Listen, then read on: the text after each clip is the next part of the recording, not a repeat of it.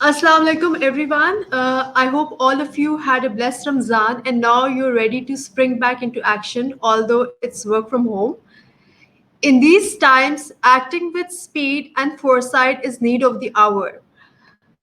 Companies are discovering agility on the fly, and a lot of innovations are happening that were not part of a company's original plan, and they weren't built into any compensation systems, but still people are discovering ways to become more innovative. So typically, if someone spotted an urgent need, dropped lower priority items, and broke bureaucratic procedures, this is what's happening these days. So the need of the hour is to have agility on the fly. So, to discuss innovation, startups, and pivoting fast in pandemic times, I'm delighted to host my honorable professor and project management mentor, Sir Enis Erkel. As a senior expert, Enis participates in UNDP projects aimed at increasing innovation in three key regions of Turkey. He is presently engaged in establishing three innovation centers in three major cities with ambitious programs for startups, SMEs, and large corporations. He has served as head of research and development at Turk Telecom Group and a founding member of LG Nortel. Since 2010, Sir Enes has been a CEO in residence for several technology startups. He has also served as the executive director at KWorks, Koch University's incubation center. So, besides Murphy's Law and Moore's Law, Sir Enes taught me that one of the greatest risks that we take is shying away from risk and saying that I will think about it tomorrow. So, amongst the many things that he said, this is something that really stuck with me and has stuck with me throughout the years. So, welcome. How are you doing? And it's great to have you. Hi, Aisha. It's great to be speaking with you and speaking with all these friends from Pakistan. I guess I should say Selamun Alaikum, right? Yes. Yeah. Okay, great. Um, I'm doing fine since the days. I think you were in 2017 class, right? At the Yes. MBA program. You were one of the brightest students in the class. I was very much impressed, and I'm really quite happy to be speaking with you and answering questions that the startups and the entrepreneurs from Pakistan might have as part of your webinar and interaction. So, for our viewers today, can you please share a bit about yourself and what assignments you're presently working on, and how has the way you delivered them changed in these current pandemic times? Yeah, I guess everyone can tell I have quite a few years of experience. So, and the world is rapidly changing. So yesterday was yesterday. I think we need to take a look at today and plan for tomorrow. Deal with issues of today and tomorrow rather than spending time on yesterday. So I have a 44 years of long career, technology leadership. I was privileged to be the business leader in Asia Pacific for a major North American telecommunications company for several years. Visited Pakistan, Lahore, Karachi, many times Islamabad during my presence in Asia. Uh, enjoy the food greatly. I miss the food from Pakistan. But if we get back to today, I'm heavily busy with the building up of the incubation centers in three regions in Turkey. UNDP, United Nations program, is quite critical for Turkey because Turkey has about 5 million refugees from Syria. Yeah. 5 million of them. It is just mind-boggling number, very high number. And they're unemployed, they're struggling. You're going to feed them, take care of them, medical needs, everything. Those are taken care of by the government. However, UN wanted us to look at helping the companies, startups in three key regions in Turkey, not Ankara, Istanbul, because they're Okay. already well taken care of. Big cities, it's like in Islamabad or Karachi, you have all the facilities. But just go a bit outside major cities like Izmir, that's the third largest city, very big city, or Adana, major industrial region. Anyways, in these regions, we are building the incubation centers to help local community become innovative, more, Okay. develop innovation skills in those communities, have the startups pivot in the difficult times in the right direction so that they do address the current needs as opposed to past needs, which are out of date probably today, and tomorrow they will be absolutely obsolete. um, our plan was we would be hands-on managing the projects. Yeah. You start with training small, medium enterprises. You develop mentors for startups, for small, medium enterprises. I designed a program which we are starting to execute now. Um, Okay. Effective next Monday, for the small, medium businesses in Izmir region. There are 17 of them. The first program will be running in Izmir. Adana and Mersin also started, but after we run one program in one region and learn the lessons and move to the next region. So we're Okay. alternating subjects in different areas. So in parallel, all three centers are active, but most likely running a different program at any given time. So with these small, medium enterprises, I have an innovation roadmap program designed for them. I did Okay. this work in last October, November, December, and in January we reviewed it with United Nations representatives and the Turkish Ministry of Technology and the business and so. And it just, we were ready to go hit the field in February, mid-February.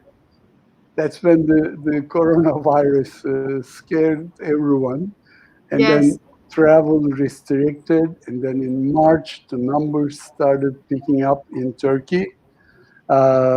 We had to devise a new method to run an efficient program, but not Okay. necessarily with physical presence everywhere. Um, Okay. so we are basically running everything online: Okay. education programs, mentor training, SME innovation training, startup training programs. We do have startup accelerator in parallel going, because Okay.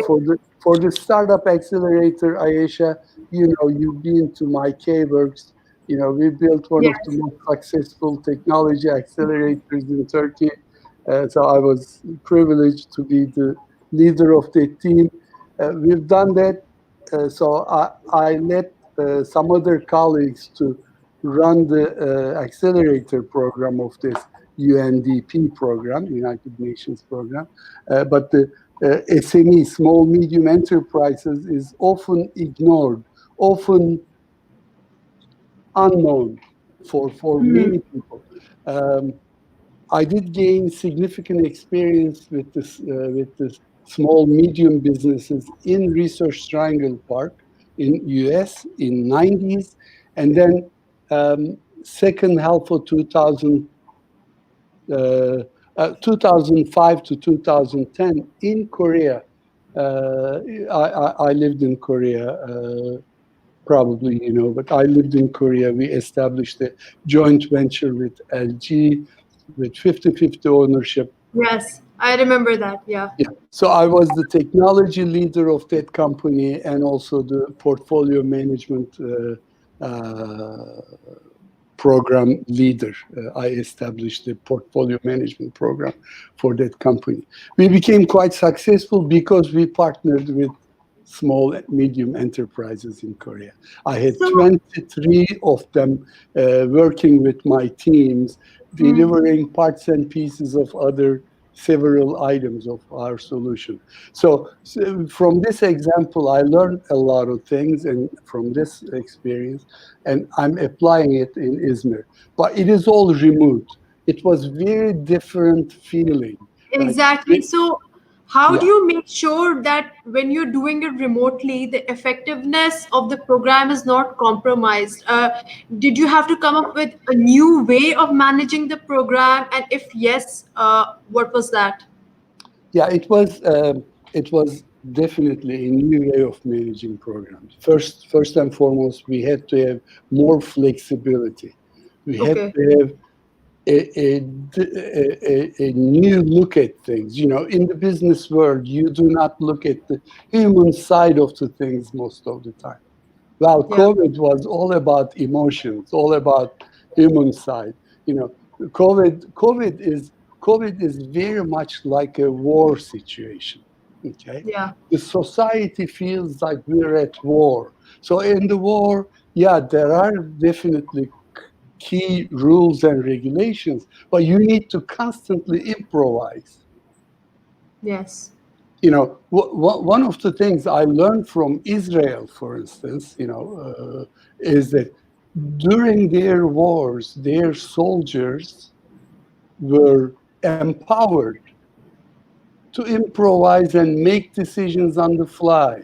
I think that might be the secret of their success, key to their success in some of the wars we saw. You know, we were on the other side, of course, but they when they do something good, you need to learn from what they did. So we are improvising. As we go, we are improvising, Aisha. We constantly develop new methods. It is more difficult. It is not easier. However, we are making it more productive now because because we eliminate the time lost in commuting to the offices. These are big cities, so it takes 40 minutes, 45 minutes, an hour on the bus, on metro, on car, whatever Yes. to go. You eliminate those, you gain all of a sudden 60 minutes to 90 minutes a day minimum that can be used efficiently. Or you can spend with your family or with your other meet other needs, social needs. So we are constantly adapting, we're adjusting, and seems like um, we are fortunate. Most of the people that we're dealing with are a younger generation. My So they're, generation yeah, is more more receptive to stubborn. You technology. Yeah. folks are more flexible. I love the next generation, which is great to work with you guys. So I was just actually reviewing some of the notes from one of my classes today that we used to have with you, and one of the things that you used to say, and I still have it scribbled, that do not sign up for a project if you do not have management support. Ask them, do I have your buy-in? So, to what extent is this advice still valid in pandemic times? And can you share some examples of changing patterns of decision making? So it is probably more important, Ayesha, than before. That you have to buy in at the highest level of the company to proceed with an action. Because in these days, this is the agile environment, right? We Yeah. have you have to be agile, otherwise you won't survive. I mean, survival not health wise; it's the business wise. So you won't survive if you're survive if you're not making decisions on the fly and rapid decision making. the reduced layer of decision making, the whole nine yards, everything. So you have to be agile in this agile environment. Management is also constantly juggling priorities, juggling. This is the highest level of management, and unfortunately, these days, many high-level managers are failing the class. They are not getting passing grade because they do have wrong decisions made.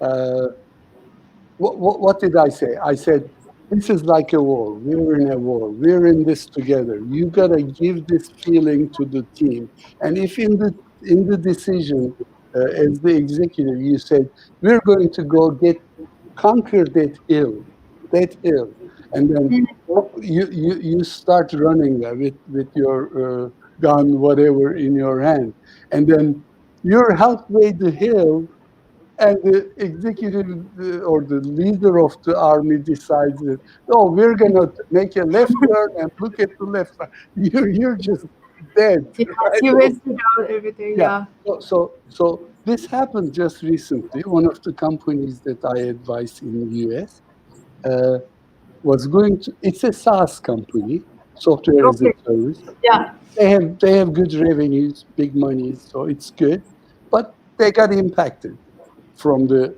crisis, COVID. They had a hiccup in the revenue stream. When they have this hiccup in the revenue stream, employees were nervous when they started hearing other companies letting people go, reducing the workforce. Employees started asking questions, and the CEO said, we will not fire anyone. We will continue. And people were passionate and they continued to work from home. They're all working from home. But the board came, the board of the company came and dictated to the CEO that 15% of the employees will be laid off just a couple of weeks ago. It was such a sad incident. The whole company's morale went down. Now their sales probably impacted negatively because of this, because the salespeople are also people, human beings. So uh, that CEO should have gotten the okay to make a statement like this from the board before he spoke to the employees, you see.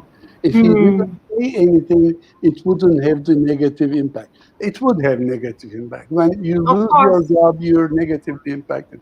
But this is much worse because you're made believe that your job is safe. So we shouldn't be making these kind of mistakes. Just very sound, work with the highest level, and make sure you are in step in that decision that you're making.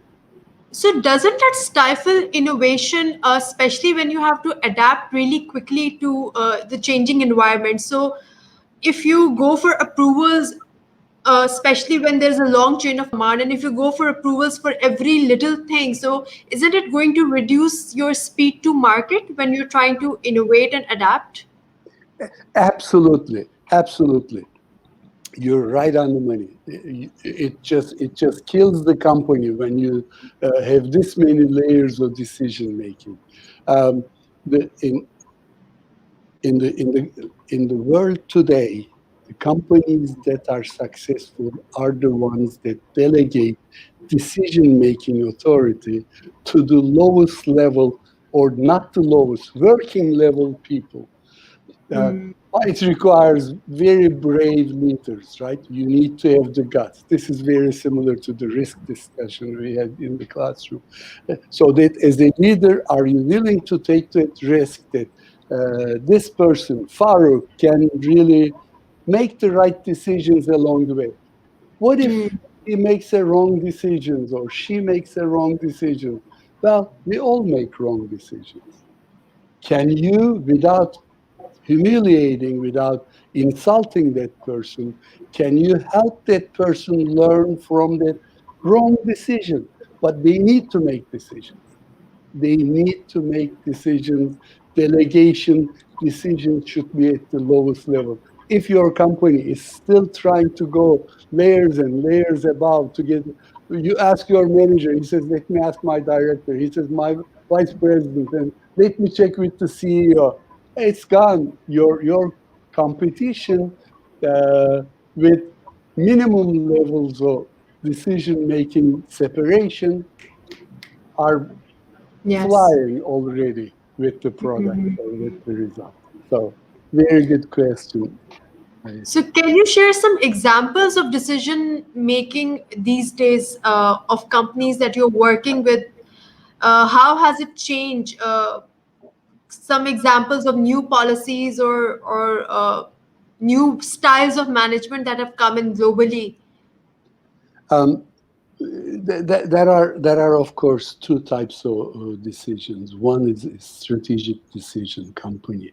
One of them, I don't know if I described that company in the class that you were in, but there's one company here that I'm one of the original investors in the company, and I continue to support the company. It's an IoT SaaS uh, AI company in Istanbul.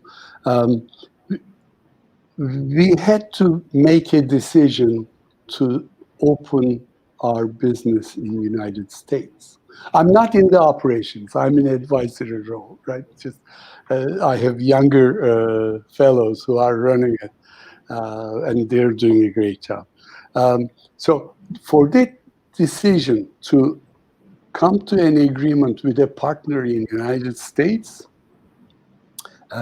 first contract in United States, it's at the highest level, right? You cannot delegate it to the lower levels. However, on the product, there are a lot of modifications that are needed, required for US market for that product to be ready for use in US market, for the customer in US market.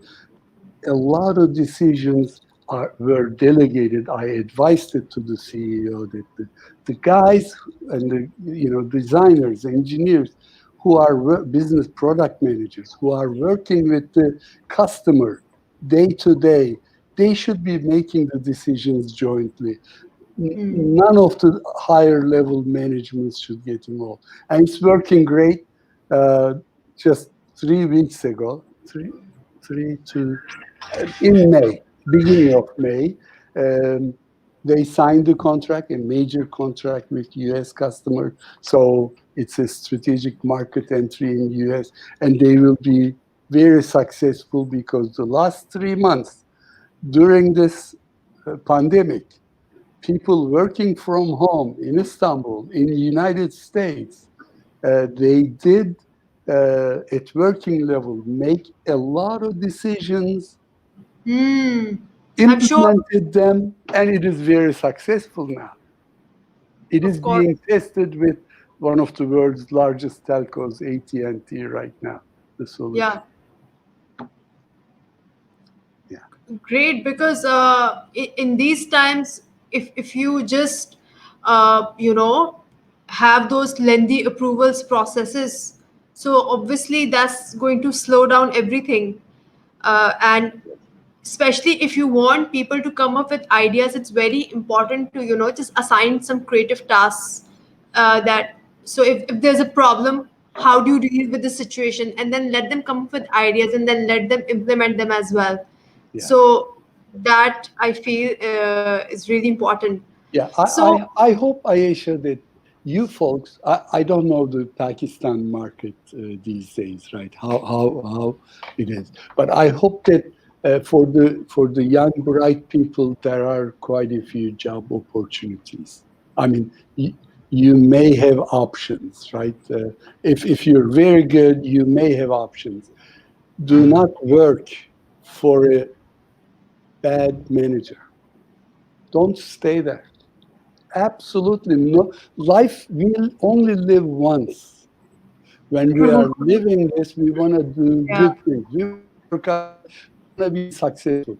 If the person above us is limiting us, that's a very bad situation. And you are the best judge to recognize that you are being limited. Don't stay there. If possible, of course, if you have other options. I mean, select your These boss. days, yes, options are have Limited. become limited basically because layoffs are happening just like all over the world. Layoffs are happening over here as well, and competition is fierce. Jobs are less, so it is challenging even for millennials and for younger people, and especially due to COVID, a lot of fresh graduates, their opportunities have been affected. Usually, they have summer internship programs right now, and Yeah, those programs kick off at this point in time. But yeah, this year, most graduates are struggling to find even basic internships because organizations are struggling to adapt to remote working. They're still in that transition phase, given that we are also collectivist culture and we heavily rely on face-to-face interaction. yeah. So, So Ayesha, if I may yeah, say, COVID is something that happened and it's happening. That's reality. it's Let's real. not. There's a good saying in English. Let's not cry over spilled milk. It's True. done. Yeah, How do I flourish in this environment? Right. So exactly. let's look at the bright sides. There are tremendous opportunities in supply chains. Supply chains are broken. They were the first thing that was broken in January, February, Yeah. globally. I mean, a lot of companies were paralyzed and they went out of business. It's going to continue to happen. So, startups, what can you do to improve the supply chain broken situation? Now, lots of money injected into the markets, incredibly large amounts of money injected into the markets by the by the banks, national banks, globally, everywhere. So there is more amount of money in the market than it has ever been. Unbelievable amount. This will trigger inflation. So you have lots of money, lots of opportunities, like supply chain, and I can list other areas. And you have heavy duty, um, uh, I guess, lifestyle changes that are creating new. Yeah. What will happen? What will happen? All my younger friends in Pakistan. Next year, this time, you'll be seeing a significant expansion in the business. These days will pass. This is, we may have virus around. We will learn how to deal with it. There will be vaccines and other things. But what will happen is you'll be seeing tremendous global business expansion. Hmm.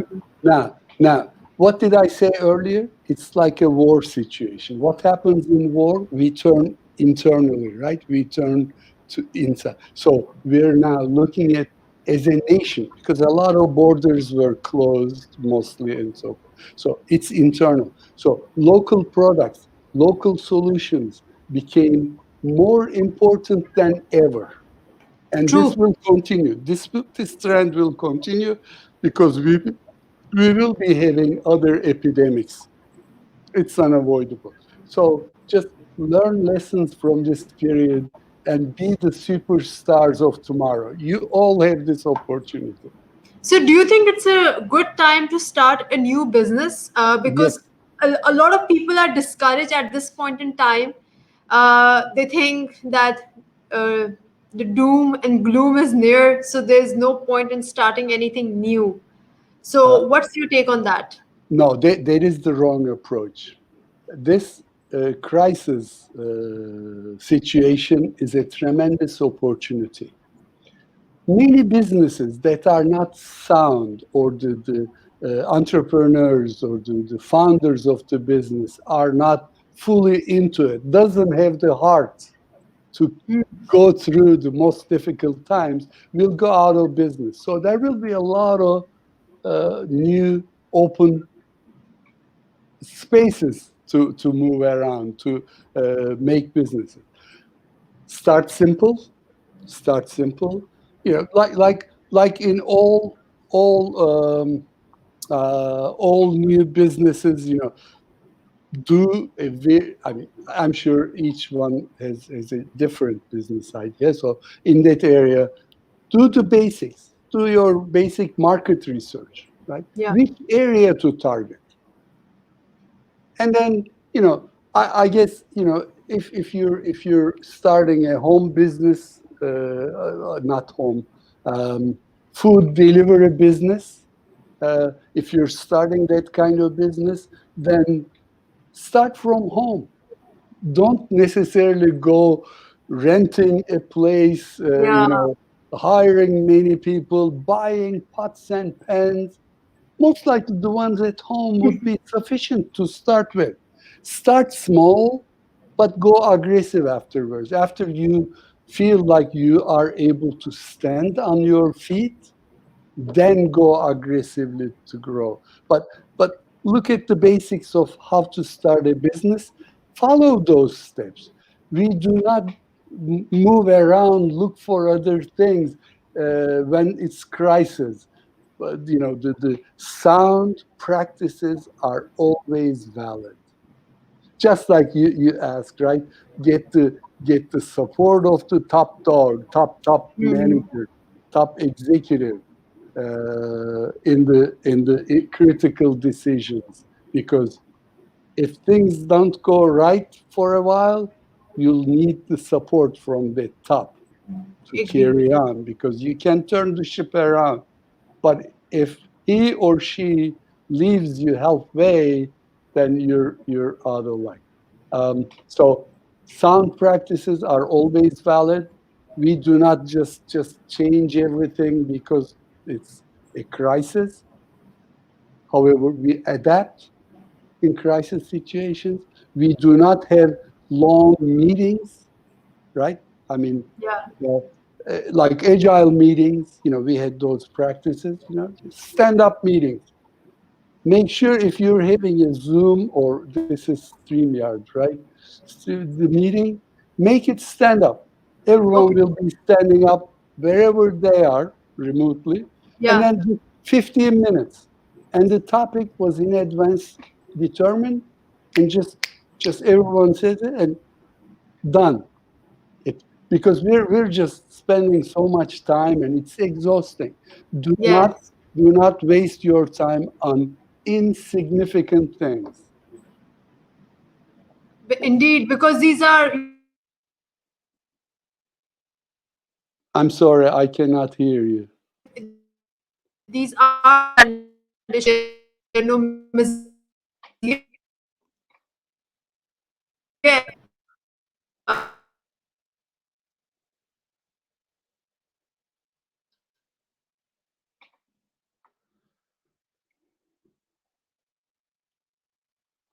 Sorry, I cannot hear you.